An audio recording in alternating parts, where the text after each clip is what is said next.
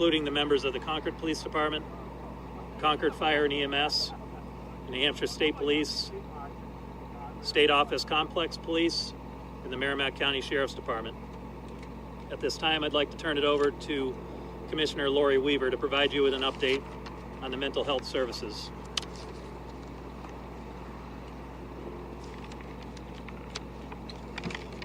Thank you. We are shocked and saddened by today's incident at New Hampshire Hospital.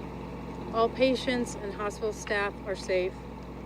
Our hearts go out to the family of the victim as well as our colleagues who have been impacted. We have established a call center for families wishing to reach out to their loved ones, and we will be releasing that number shortly. We have teams providing support to patients and staff as long as needed as we work through this tragedy together. While the hospital remains closed to visitors, it remains open to serve patients, and our dedicated staff will continue to provide skilled and compassionate care as they do every day. We will notify families as soon as visitations can resume. This is a difficult and unimaginable day for our employees and for our community.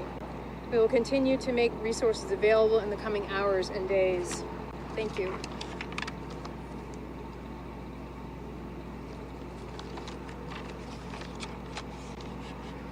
Although there's limited additional information we are able to release at this time, I'm happy to try and take a few questions. Do you have any different information on the person who was shot? Name, age, anything like that? I'm not able to release that information at this time, I'm sorry. Was the person a security guard at the facility? Again, because of the investigation, notification of next of kin, I'm not able to release that information. You also report earlier multiple victims. Is that not accurate at this point? Currently, there's two people, one the suspect and another victim. And it was a state trooper that took down the gunman quickly? It was. State trooper was assigned to the state hospital on a shift and immediately responded. Was he in the lobby or did he come running from somewhere else? I don't believe he was in the lobby at the time, but that's still trying to be determined through the investigation. That's information, I'm sorry, I can't release at this time. What weapon did the why the suspect opened fire? What was the motive for the shooting? Again, those are things we're going to find out during the investigation, but at this time, I'm not able to provide that. What weapon did the shooter use? That I can't release. I'm Just sorry. to clarify, you don't know who that shooter is yet. You're working to identify that person. Is that correct? Investigators are still working to try and identify the person at this time, yes. Were there others in the lobby at the time? I'm not aware of that information, ma'am. Sir, do you know if the suspicious vehicle belongs to the suspected shooter? Again, investigators are trying to determine those facts right now, but I don't have any information additionally to release on that. Colonel, my understanding was there was a police graduation at the academy nearby. That those additional resources allow a quicker response. There was a very quick response, other than the trooper being on scene when the incident happened. Additional troopers were here within minutes, and yes, you are correct. We did have a police academy graduation at the time. What do investigators believe may be inside that suspicious vehicle you mentioned? The suspicious vehicle is not occupied at this time, but investigators are trying to determine the circumstances around that vehicle. The Colonel, well-being of that trooper who shot the suspect, The trooper is doing okay. he was not shot. The trooper was not injured during the event. No. and we don't know anything about the relationship between the shooter and the victim of the I don't. We don't have any information on the identity yet, so I don't have that. Can you tell us what the victim was doing in the lobby at that point? I can't. That's information. I'm sorry. I can't release at this time. That suspicious vehicle, we've seen images of a U-Haul covered in police crime tape. Is that the suspicious vehicle? Can you confirm that? I can't confirm that right now. Investigators are trying to do some work on the identity of the person that was involved and the circumstances surrounding that vehicle. The gender of the shooter victim? I can't release that at this time. Sorry. Status of staffing and the patients right there currently. Clinical staff is still on scene, and patients are still there, and everybody's secure and safe at this time. And obviously this is a very jarring incident to happen in our community, especially we saw what happened in Lewiston a few weeks ago. Any message to the community that you want to share? Well, we just would ask people to try and avoid the state office complex at this time. There was going to be a large police presence here, so we appreciate the public's support on this. There's obviously a hit to the community, and you know, allowing the investigators to do the work that they need to do would be much appreciated. Do you have any sense of time frame for that investigation, or how long you encourage people to stay away from the hospital? Well, the situation is very fluid right now, you know, and it's going to be several hours, if not days, for this investigation to take place. Any further updates this week? There will be further updates. I can't give you an exact time, but we will provide information as it becomes available. Would that be in terms of email or? I'm not sure at this time. Thank you.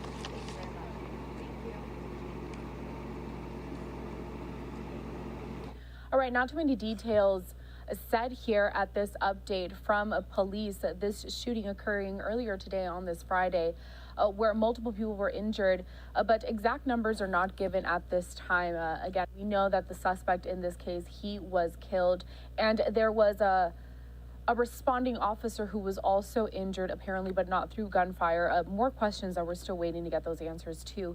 We have some footage from earlier today just showcasing the large police presence that was in that area.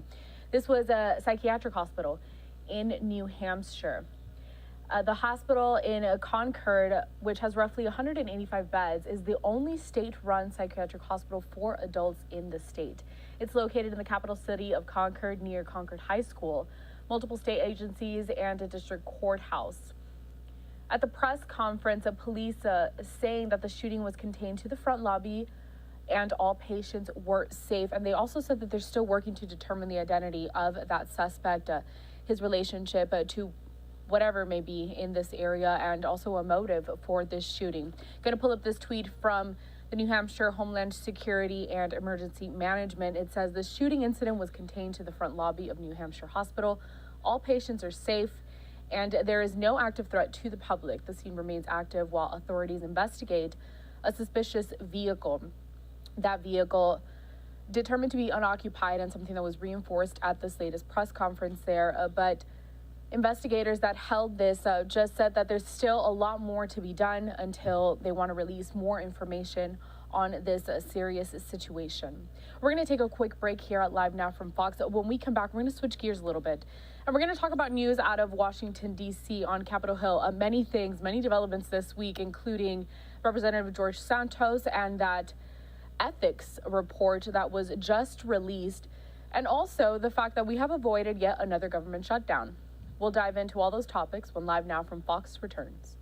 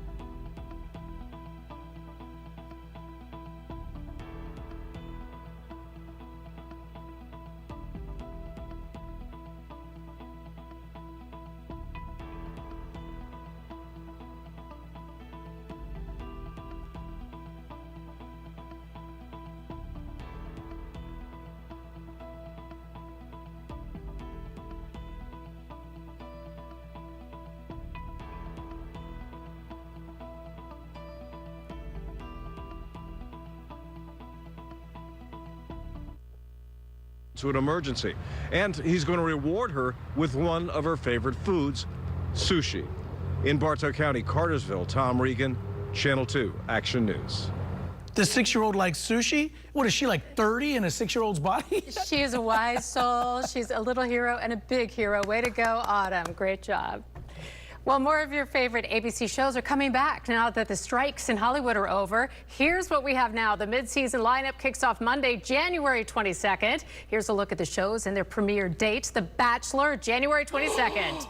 The Conners and Abbott Elementary will be back with all new episodes in February 7th.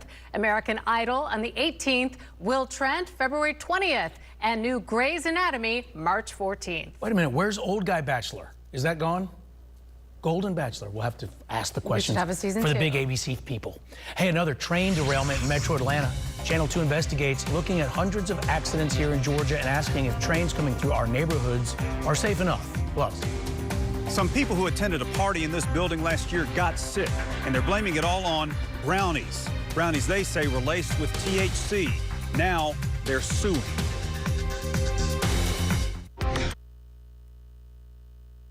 Miami Beach. We know people come here to take a dip in the ocean. This week wasn't the best for it, but things are now looking better going into the weekend. The sun is out, it's getting a little bit warmer, and the flying on the beach, but you do have to keep an eye out for those rip currents. Reporting on Miami Beach, Florida, I'm Brandy Campbell for Fox Weather. All right, Brandy, time now for our Fox Weather flashback. On this day in 2013, a tornado outbreak erupted across the Midwest. Washington, Illinois was hard hit by an EF4 tornado with winds of 190 miles per hour. The storm was caught on camera from multiple angles as it tragically devastated the town. More than 75 confirmed tornadoes hit 7 states in the outbreak. For Illinois, the 4th largest tornado outbreak, Indiana's 2nd largest overall. And still ahead, this year's weather already making an impact on Christmas. You'll see how the drought and Canadian wildfires are affecting the Christmas tree farms. That's coming up next. Hi, I'm Montel Williams. The Medicare annual enrollment period is now, and it doesn't last long. This is the time of the year to make sure you're in the right plan at the right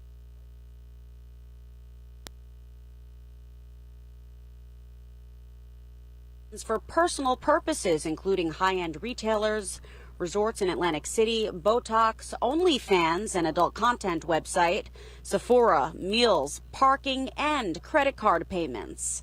The panel's findings have been passed on to the Justice Department for review.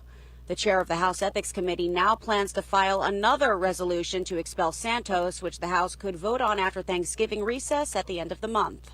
George Santos does not belong in Congress, and he should be removed, whether he resigns or is expelled. New York Republican Congressman Anthony D'Esposito, Nick LaLota, and Mike Lawler led the first expulsion effort, which failed on the House floor in a 179 to 213 vote. Many who didn't vote to expel Santos said they were waiting on the findings of the report to allow for due process. This is not just for the institution, it's not just for Long Island, but most importantly, I think it's for the people who live and are supposed to be represented by George in the 3rd Congressional District. The report also cited a lack of cooperation from Santos, detailing that he evaded straightforward requests for information. The panel gave him the opportunity to submit a signed written statement and documents in response to the allegations, but he did not do so. Santos did, however, respond to this report on social media platform X, calling it a, quote, disgusting politicized smear, and announced he won't run for re-election. Democrat Robert Zimmerman, who lost the 2022 congressional race to Santos, says that news comes as no surprise. Snoop Dogg giving up smokes is a bigger story than George Santos not running for re-election. He was never running for re-election. He didn't have the support. He didn't have any credibility. He was done from the start. Adding to Santos's long list of troubles, he faces 23 federal charges, including conspiracy, fraud, and aggravated identity theft, all to which he pleaded not guilty last month. All right, well, I'd like to bring into the conversation now a friend of the program, Dr. Chris Talsanovich, UCLA political science professor. Chris, I don't know if you've read this ethics report, but so many allegations in there, kind of wild. It works for like a tabloid headline, to be honest. But I want to get into kind of the nuts and bolts and what it's going to take. I'm out of bed. One of the cars exploded, and there was a fire and all. A CSX train derailed in his backyard. You can see the engines in his pictures. Channel 2 Action News was there in Lilburn when roughly 30 cars overturned. Investigators found heavy rain flooded out the tracks. We had cars all up and down here. piled up 3 high.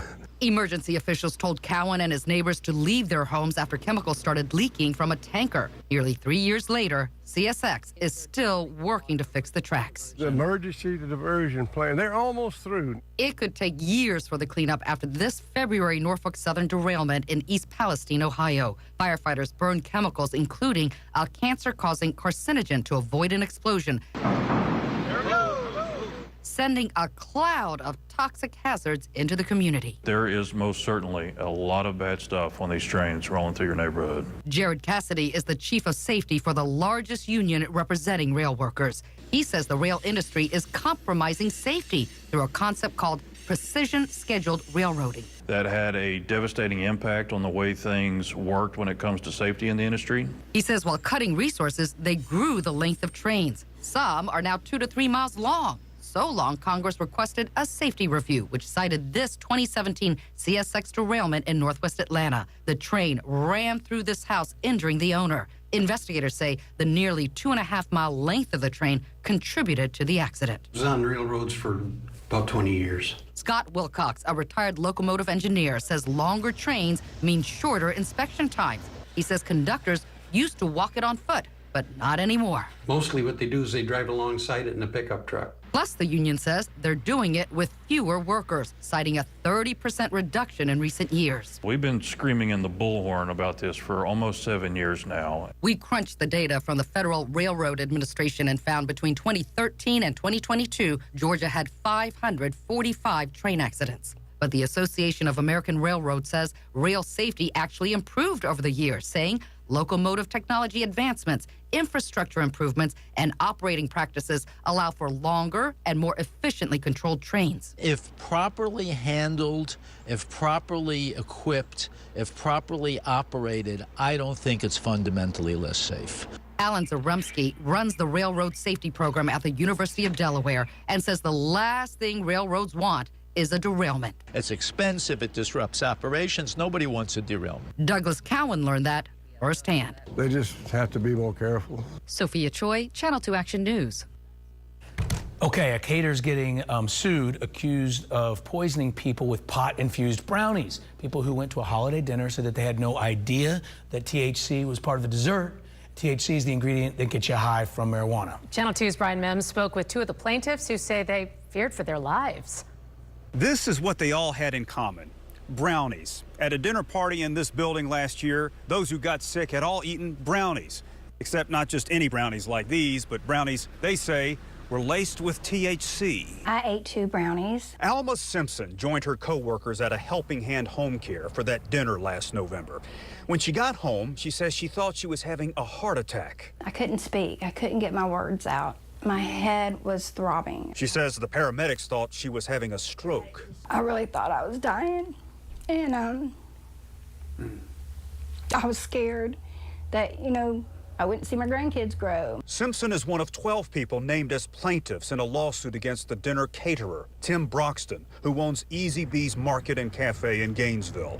They say he served brownies made with THC, the main psychoactive ingredient in marijuana.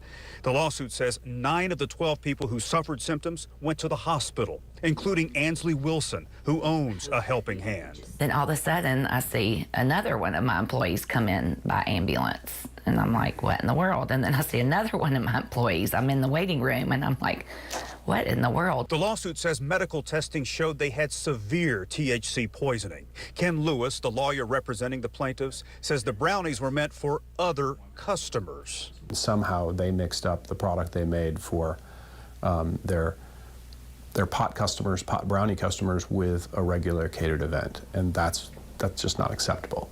There's too many dangers. Gainesville police say they are investigating. I went to Easy Bees Market to hear from Broxton myself, but he was not around.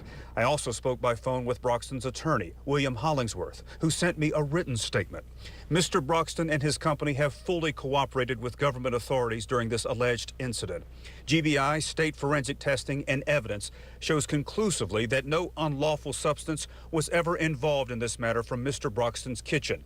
To the extent that the plaintiff's complaint makes spurious allegations that Mr. Broxton or his company committed any act intentionally, Mr. Broxton denies those allegations. The true facts will be shown by evidence in this case.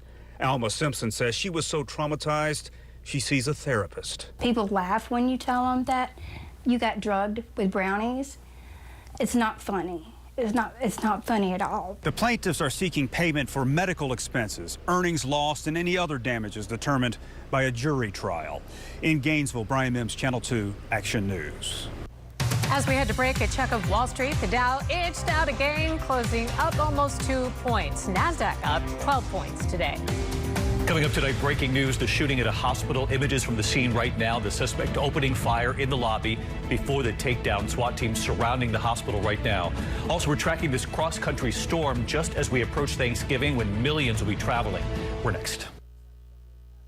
The Stock Report on Channel 2 is sponsored by Original Mattress Factory. New stories break on 2. When things change, so does our coverage. This is the place. Never routine. Breaking unique angles with unmatched.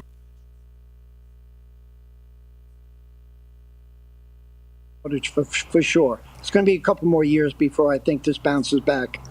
Joe, you're a legendary farmer there, Long Island. A lot of people are planning on this for Christmas. I feel like it's a Grinch story come to life in so many ways.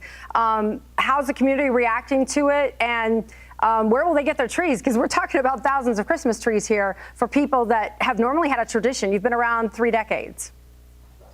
Yeah, we're sending them to our competitors. We're getting a lot of positive feedback from the internet service, from customers calling, wishing us the best, and everybody will be back next year for sure. We know that, and we're just going to try to do the best we can to make everybody's Christmas next year the best we possibly can make it. 'Tis the season. We appreciate your positivity. Joe Shipman, Merry Christmas to you and the best as you go through the holidays. Thank you very much. All right, let's talk a little football now. The college season is getting down to the nitty-gritty, and we got some good lineups, a lot of ranked matches this weekend, Nick. Yeah, big ones. You take a peek just weather-wise, and then maybe we can drill down the games, but not a bad weekend or day for football there. You're looking at, you've got the Louisiana Cardinals there in Miami taking on, I'm sorry, Louisville. You've got Louisville in there. I'm thinking, what am I thinking? Baseball? I don't know what I'm thinking. We're talking about 80-degree temperatures there, and really a lot of 60s and 70s across the board. The only game that could potentially be a little bit nasty is you've got that Washington and OSU game, 51 and a bit on the wet side. But overall, I was just doing the Big Ten forecast earlier too, Steve, and a really good day for football. Talk about a really good conference this year, too. The Big Ten showing up big. Normally, we talk SEC, and SEC is going to be shining bright here, too. I mean, they got the #1 team in the country, Georgia Bulldogs, taking on Tennessee Volunteers. But, yeah, I mean, you can't complain about the weather there. It's going to be great tailgating and the game itself as they're into the lower 60s. As we look at the NFL forecast, we push into Sunday. Now we look at this, and like, this is perfect, right? Yeah. Why can't we just copy and paste this for the holiday week? That's what a lot of people are thinking, but it's good. It's good if you're a fan and if you're betting in on the games. All right, we're going to go from the gridiron to the streets of Sin City. Look at the big Formula One race. Gets going Saturday night in Las Vegas. You're looking at Vegas Sphere lighting up during in the strip right now, actually. During the race, the Sphere will not be allowed to display 3 colors, red, yellow, or blue. That's so drivers don't get distracted by colors similar to the lights that tell them the current race conditions. Interesting, right? I thought that would be distracting regardless. Yeah. Well, you know, the other thing that's really distracting is the huge glowing sphere itself. Right. Not just the colors, but, you know, the big thing off in the distance there. Their whole thing, Nick, this entire time was let's go to Vegas and at night so we can have as many lights and make it a huge event. Right. And then they're like, but wait, we've got to not limit these colors, right? That makes it tough, yeah.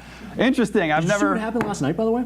No, or what are you talking about? They did for the Formula One. They did their test run, and there was a manhole that was loose, and their $1 million car hit it. They had to stop it. Right? Yikes! All right. Well, from that to this, more Fox weather's on the way. First, take a look at the Empire State Building here in New York City. It's lit up in red and green tonight to show. Just pro-Palestinians. I want to step away for our quick break here. When we come back, and I want to get to the latest on the conflict overseas between Israel and Hamas. Don't go anywhere. Live Now from Fox returns right after this.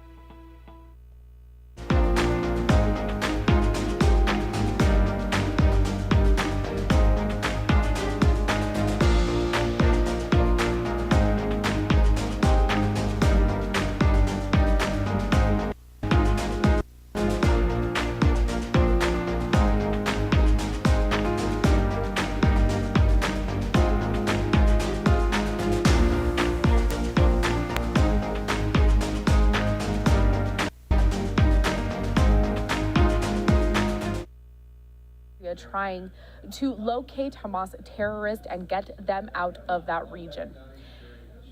Now, we know that aid trucks and fuel trucks, they have been seen very sparingly. In fact, it was just a couple of days ago that we saw the first fuel truck go into Gaza. So resources running very thin.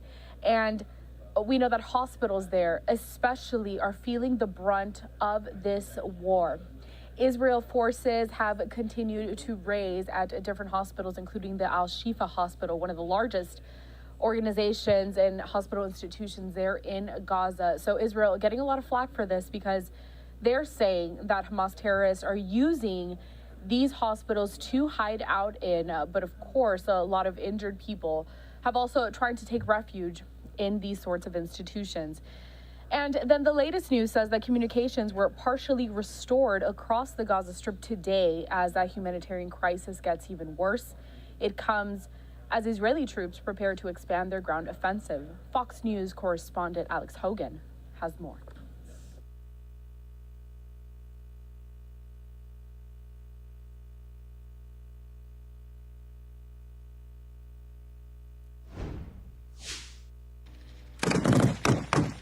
Israeli forces pushing deeper.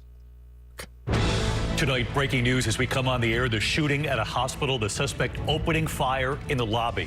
The shooting turning deadly in Concord, New Hampshire, and then the takedown, SWAT teams moving in. Aaron Katersky with late reporting and the images just coming in tonight.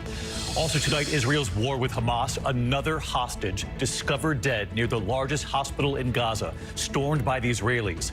This time, a 19-year-old hostage discovered after a mother of 5 was discovered yesterday. So where does this stand tonight? The effort to get the remaining hostages out. Matt Gupton with late reporting from Israel. Here in the U.S., the suspect in court today in the kidnapping and rescue of a 9-year-old girl in upstate New York who was found in the closet of a camper on the suspect's mother's property. What prosecutors have now revealed tonight. With Thanksgiving less than a week away now, tonight the new cross-country storm set to move in and quickly, right across the nation. Just as millions get ready to travel, what does it mean for Thanksgiving itself? Rob Marciano standing by to time this out. Our ABC News reporting this week, the American classroom. And tonight, our investigation into one community and some school fountains families say have not worked for years. Students who have to rely on bottled water just to get a drink. Federal law does not require the majority of schools to test for lead. But what we found in the schools that did test. Deborah Roberts reporting. There is news coming in tonight about former First Lady Rosalynn Carter now entering hospice care, what we've learned tonight. 24 hours after that scathing new ethics report on Republican Congressman George Santos that determined he spent campaign funds on trips to Las Vegas, his rent, his Botox.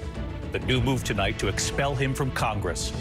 The story of the hiker who died on the trail and the dog who stayed with her owner right by his side for several weeks. Tonight, how that dog is doing. Also at a Friday night, Dolly Parton rock star.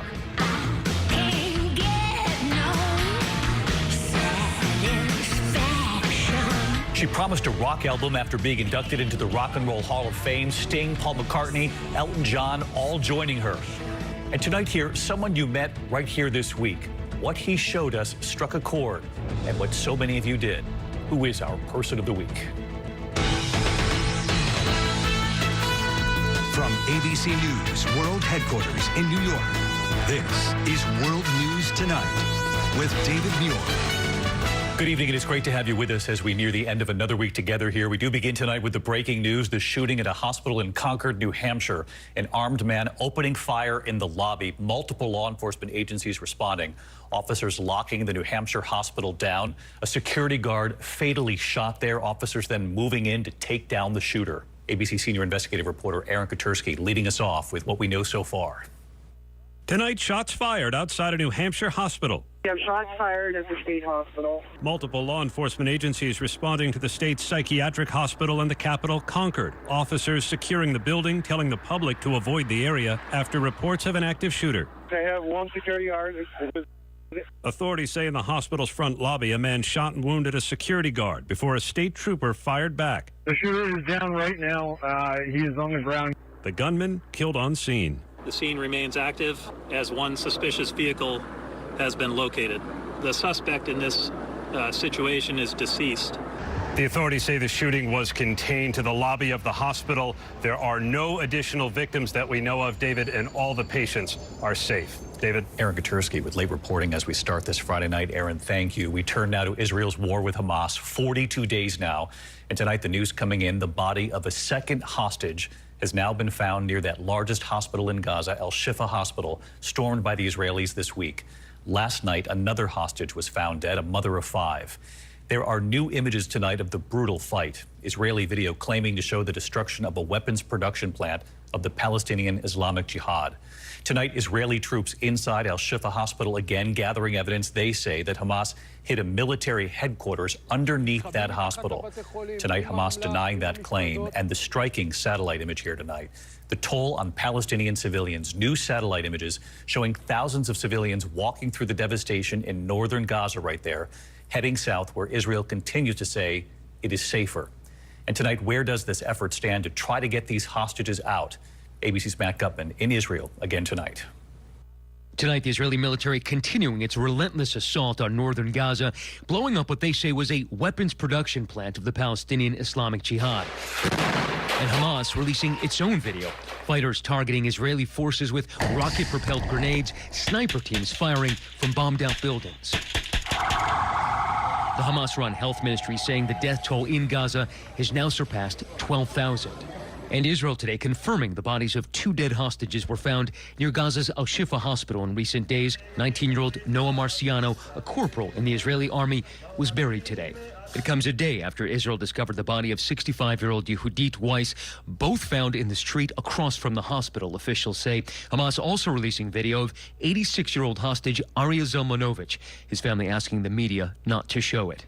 Israeli troops are excavating what they say is a tunnel entrance near Al Shifa Hospital, searching the grounds for a 3rd day. The extent of the tunnel network is being exposed. We're seeing blast doors at the end of the tunnel, so it's obviously a terror tunnel. After 42 days of fighting, much of northern Gaza has been laid to waste. This satellite image showing huge numbers of people trying to flee south.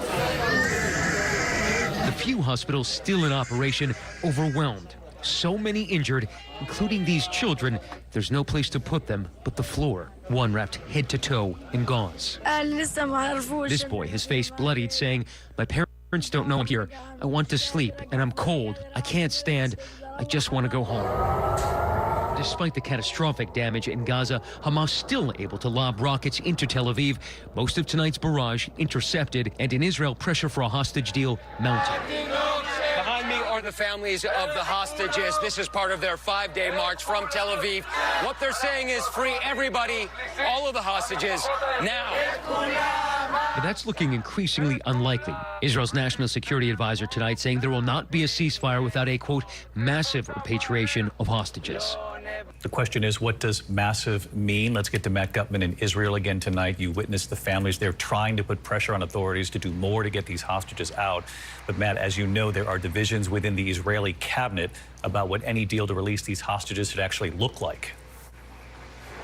David, the current deal on the table, officials tell us, would see about 50 hostages released, women and children, in exchange for a 3-day ceasefire for Hamas. But that division inside Israel's security cabinet, which you just mentioned, may be holding things up. A group of the ministers, we are told, want to accept the deal as it is. Another group is pushing for a much larger deal that would include all of the women and the children and their family members, including males. David.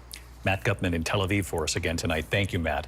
Back here in the U.S. tonight into the case that made national headlines, the 9-year-old who was kidnapped and then rescued. Tonight, the suspect now in court. That young girl was found in upstate New York in the closet of a camper on the suspect's mother's property. But prosecutors have now revealed tonight. And here's Stephanie Ramos. Shackled and shuffling, the man accused of abducting a 9-year-old girl from an upstate New York park and holding her captive for 2 days, appearing before a judge for the first time. Guilty or not guilty? Not guilty. 46-year-old Craig Ross Jr. pleading not guilty to all charges, including rape and kidnapping. Ross's appearance a stark contrast to that arrest photo taken after police swooped in and rescued the 9-year-old girl from a small bedroom closet in a camper on Ross's mother's property. State police telling us the little girl was relieved to see them. Was she emotional? She was very emotional. The 9-year-old vanished while riding her bike alone during a family camping trip in late September, sparking a massive manhunt with hundreds of law enforcement and volunteers searching. Police zeroed in on Ross after matching the fingerprint from a ransom note left at the girl's home to Ross's fingerprint from a previous arrest. Prosecutors today said they have one goal: to hold this defendant, who's committed a heinous, terrible offense against a tender-aged victim. We will hold him accountable and responsible. The judge ordered Craig Ross to be held without bail. He'll be back in court next month, and his trial is scheduled for the spring. David. All right, Stephanie Ramos with us here tonight. Stephanie, thank you. Tonight, Alec Murdaugh, the former attorney convicted of murdering his own wife and son, now reaching a plea deal in the state's financial case against him. Murdaugh already serving 2 life sentences for murdering his wife and son. He is now pleading guilty to stealing millions of dollars from his clients, including from the family's longtime housekeeper who died from a fall at the Murdaugh home in South Carolina. Murdaugh saying he agreed to plead guilty after having, quote, a long time to think about it. Tonight, with Thanksgiving now less than a week away, the new cross-country storm set to move in and quickly right across this country, just as millions of Americans, of course, are set to travel. Rob Marciano standing by to time out the storms, and Gio Benitez on the travel picture tonight. Tonight, the start of what's expected to be the busiest holiday travel season ever. United says it'll fly 3,900 flights per day. That's 3 flights per minute. Delta is expecting to fly up to 6.4 million customers. American, 7.8 million. The busiest day to leave, Wednesday. With more people having flexible work schedules in a post-pandemic world, that Monday and Tuesday are going to be busy as well. In Denver, this Southwest flight had to abort its landing this morning in the midst of heavy fog. Travelers in Philly today hoping for smooth sailing. Hopefully all the flights stay on time and we don't get weather, right? With AAA predicting more than 49 million hitting the roads. One bright spot for drivers, gas prices. The national average at $3.30 a gallon. That's about 40 cents less than last year. In Los Angeles, where a massive fire under Interstate 10 badly damaged the crucial transportation artery, crews racing to complete repairs. Officials say all 5 lanes in each direction will reopen by Tuesday. And David, the airlines all say they'll be ready for this travel crush, but the weather is the wild card, and that could cause a slew of issues. David. Speaking of that wild card, Gio, thank you. Let's get right to senior meteorologist Rob Marciano tracking the storm set to move right across the country. Hey, Rob. Hi, David. The pattern getting more active after a quiet couple of weeks. A storm has been lumbering off the coast of California, now pushing in to San Francisco and central California, and then also linking up with a front going across the Pacific Northwest. So some heavy rain and some mountain snow tonight and tomorrow. And then during the day on Sunday, we're looking at the potential for severe weather, Oklahoma City to Dallas, and then on Monday into parts of Louisiana and Mississippi. And then watch how quickly this rain stretches across the Ohio River Valley and into the Northeast Tuesday night, Wednesday. Wednesday, we could see wind gusts over 40 miles an hour. Flooding rain potentially along I-95. That's not good for ground or air travel. It does clear by Thursday, but Thanksgiving Day for millions across the north will feel more like winter than November. David? All right, we'll track it right through the holiday with you, Rob. Thank you. We turn now to our reporting this week on the American classroom. Tonight, an ABC News investigation into one community and some school fountains that families say have not worked for years. Students who have to rely on bottled water to get a drink. Federal law does not require the majority of schools to test for lead, but what we found in the schools that did test. Here's Deborah Roberts. Tonight, just 40 miles outside of Manhattan in Spring Valley, New York, finding safe running drinking water for some students is a daily battle. We don't have access to running water where you have a water fountain. For 7 years now, some drinking fountains in the East Ramapo Central School District have been turned off after elevated levels of lead were detected in the water traced back to the school's fixtures. How long has this been going on? Since I was in the 4th grade. And you're a junior in high school? Yeah, I'm a junior in high school. Francis Galicia, along with 10,000 students in the district's public schools, either bring water bottles to school or rely on bottled water provided by the district. When it's hot, they run out by like 12. And then after that, you're just dying of thirst. It might surprise parents to learn the federal government does not require testing for lead in schools that get water from public water supplies, which is the majority of schools, and state regulations vary. But when schools have their own water systems, they're required to test. and the results are eye-opening.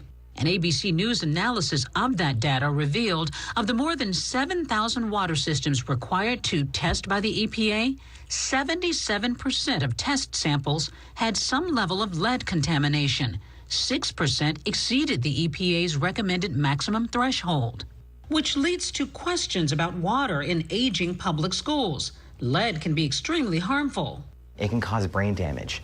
It can cause these irreversible long-term changes that can affect things such as behavior, attention, learning. Back in the East Ramapo Central School District, they tell us the bottled water they provide will offer a solution over the next year while they work on replacing the drinking fountains that students say haven't been operable for years. What do you want to see done? I want the water contamination to go away. I want them to prioritize the need for clean, accessible water.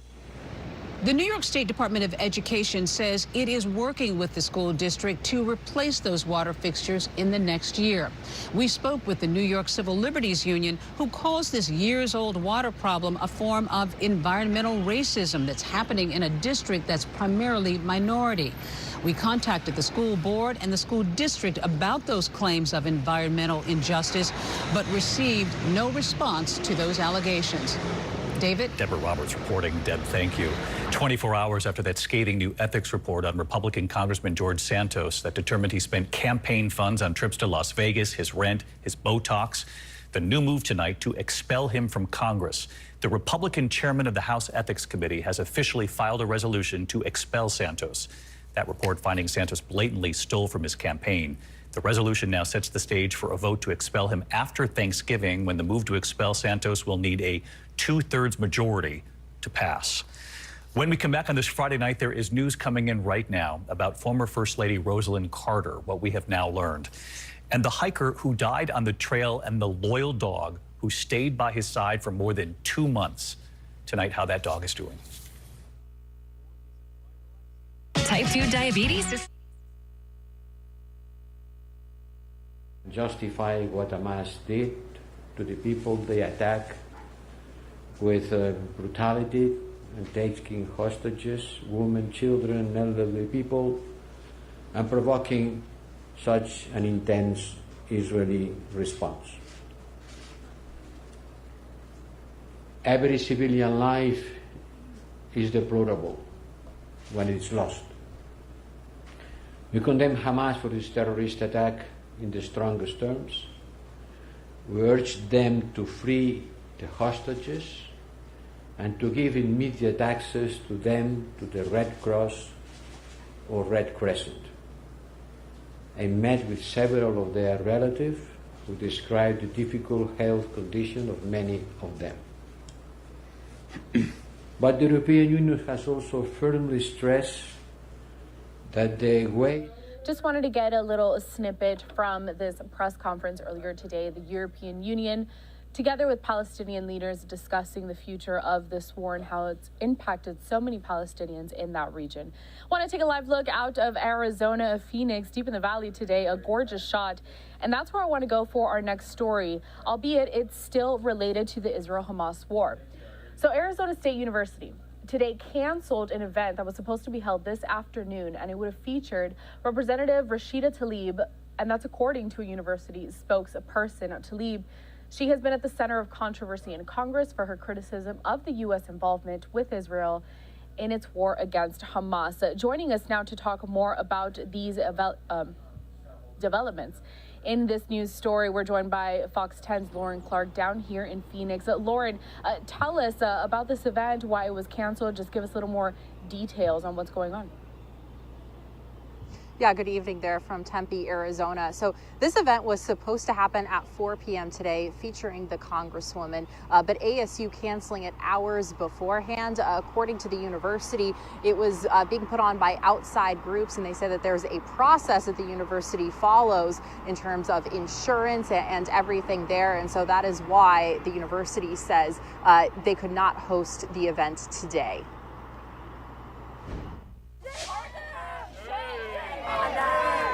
Chants outside the ASU campus today after the university called an event featuring Congresswoman Rashida Tlaib. The Michigan Congresswoman has been very outspoken with her views on Israel and Palestine. The U.S. House of Representatives recently voted to censure Tlaib, the only Palestinian American in Congress, after she promoted an anti-Israel chant and accused President Biden of supporting a Palestinian genocide. This week, a bipartisan group of state representatives put out a statement opposing her visit to the university. Democrat Consuelo Hernandez was one of them. No, I don't think anyone that spreads hate towards any group and further divides groups should be able to use the resources of a public university to spread more hate. Students and community members here today say they've planned the event with the university since August. So these are just excuses time and time again to suppress the Palestinian voices, and it's not working. A spokesperson for ASU explained the decision in a statement that reads in part, organizers of events using ASU facilities must be properly registered with ASU and must meet all university requirements for crowd management, parking, security, and insurance. Adding, the event featuring Congresswoman Tlaib was planned and produced by groups not affiliated with ASU and was organized outside of ASU policies and procedures. Mike Jordahl feels the university's statement was an excuse. It was a clear pretext to avoid having this event here. We're talking about a U.S. congressperson here, and universities fail us when they censor certain voices, whether it's from the right or the left. Universities need to be free to have, vigorous debate. And we're also told that the Congresswoman will be staying here in the Valley for tomorrow. Will she be speaking at a banquet? Reporting here in Tempe, Lauren Clark, Fox 10. Lauren Clark, always appreciate you joining us here at Live Now from Fox. We look forward to checking in with you again and to continue to cover all the stories in Arizona impacting us most. Another live look for everyone still here with us at Live Now from Fox out in Arizona. And I want to stay in the state for this next story and another report actually from our very own Lauren Clark, who you did just hear from. News broke this week that the University of Arizona is facing a $240 million shortfall due to a financial miscalculation. Now, there's questions over accountability and what could possibly be cut to make up for the money. Once again, I want to get to this report from Fox 10's Lauren Clark. She has the story. I find it inexcusable for the U of A administration to have mismanaged $240 million. Professors and students demanding answers from the University of Arizona President Robert Robbins this afternoon after the school reportedly miscalculated millions in funds. I find it incredible that despite all of the metrics indicating financial success, the administration has plunged us into a financial crisis. In November, the university admitted to only having 97 days worth of cash on hand, lower than the 120 days required by the Arizona Board of Regents and much lower than the 156 days it originally forecasted back in June. Now, President Robbins has until December 15th to present a plan to the Arizona Board of Regents of how he will close that financial gap. When President Robbins announced the university's financial crisis and the ways he's looking to recover from it, I was riddled with fear and anxiety. Anxiety that seemingly wasn't settled today. At the Thursday ABOR meeting, President Robbins was slated to talk about the 2024 year plan for the school. We're one of the top in the country in producing Fulbright scholars. President Robbins didn't touch on the looming question in the minds of the university community. Rather, he discussed what was on the program docket, new school programs and investments. It's not the time for me to go through and describe all the issues around our financial challenges, but I thought I would look at where we've made investments.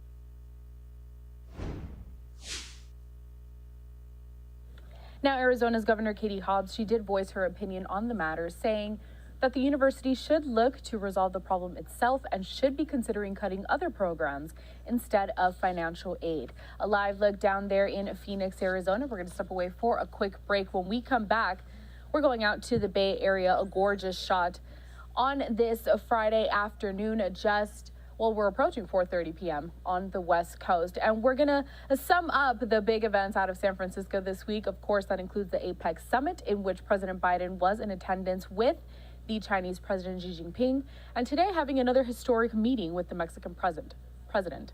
All that and more when Live Now from Fox returns.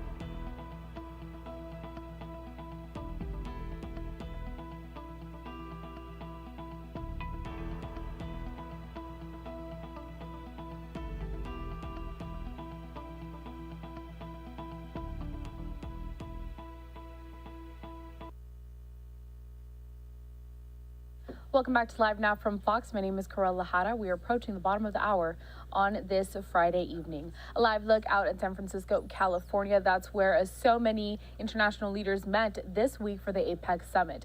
Now, all eyes were on President Biden and Chinese President Xi Jinping talking about trade and security this week. But today, President Biden met with Mexico's President Andrés Manuel López Obrador to discuss issues close to home. Fox News correspondent Madeline Rivera, she's in Washington with this story. Mexico and the United States. President Biden's bilateral meeting with Mexican President Andrés Manuel López Obrador may have been one of his last at the Asian Pacific Economic Forum, but the issues they touched on were top of mind for both leaders. We're working side by side to combat arms trafficking, to tackle organized crime, and to address the opioid epidemic, and including fentanyl. It's an act of solidarity. Earlier in the week, President Biden also secured an agreement with Chinese President Xi Jinping to curb fentanyl production. China and Mexico are the main sources for fentanyl and fentanyl-related substances coming into the United States. Besides preventing the flow of the drug, the president is also looking for Mexico's help in stemming the influx of migrants. I want to thank you again. All the things that are of consequence to us, I couldn't have a better partner than you. The relationship between the two presidents has been rocky at times, with López Obrador even skipping a summit in Los Angeles last year. But Mexico's partnership is crucial as President Biden aims to make progress on matters that could threaten his re-election prospects. Earlier this month, the Democratic mayors of 5 major cities penned a letter to the president asking for more federal resources to manage the surge of migrants. The cost of the asylum seeker humanitarian crises have skyrocketed.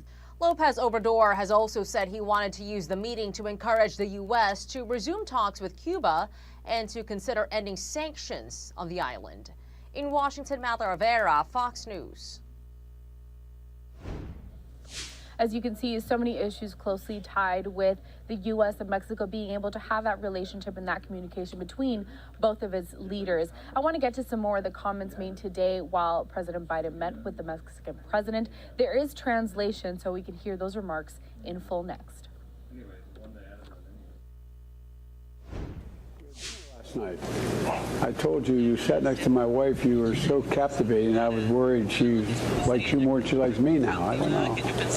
But thank you very much for being so gracious. You heard me say it before. Nothing is beyond our reach, in my view. I really mean it. When Mexico and the United States stand together and work together as we've been doing. We see in our security cooperation, we're working side by side to combat arms trafficking, to tackle organized crime, and to address the opioid epidemic, and including fentanyl, which, when we talk privately, I want to tell you about my great conversation with Xi Jinping on that issue. And in our economic cooperation, we're growing our economies from the bottom up and the middle out, so not just the wealthy benefit, but all our citizens benefit from our economic growth. And we see it in our work to strengthen supply chains, including through the America's Partnership for Economic Prosperity. And we've been cooperating there as well. And we see it in our cooperation to address historic levels of migration. And I want to thank you, Mr. President, and your team, I really mean it, for the cooperation and your leadership in taking on the challenge. I know it's not easy. Together, we're taking a balanced approach that lies at the heart of the Los Angeles Declaration on Migration and Protection, and we and 19 other nations have signed on to that agreement. So it includes enforcing our borders, increasing reparations, and opening a historic number of legal pathways for migrants. So I want to thank you again. All the things that are of consequence to us, I couldn't have a better partner than you. Thank you.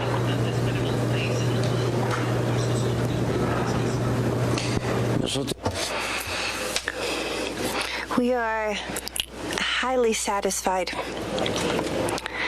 of joining you here in San Francisco and have the opportunity to meet President Biden anew. The relation between our countries is excellent.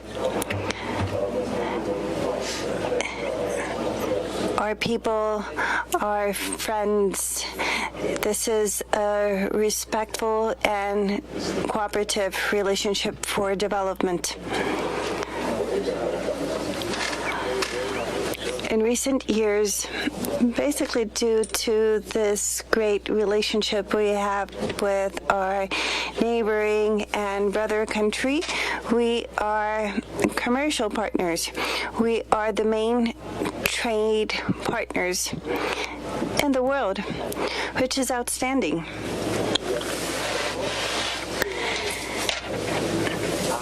At the same time, there are around 40 million Mexicans working and living with decency in the United States, which strengthens our bonds. And of course, progress needs to be made, further progress needs to be made to address the migratory phenomenon. We're working on that jointly in coordination, and we wish to thank President Biden because he is the first president in recent times in opening legal pathways for migration.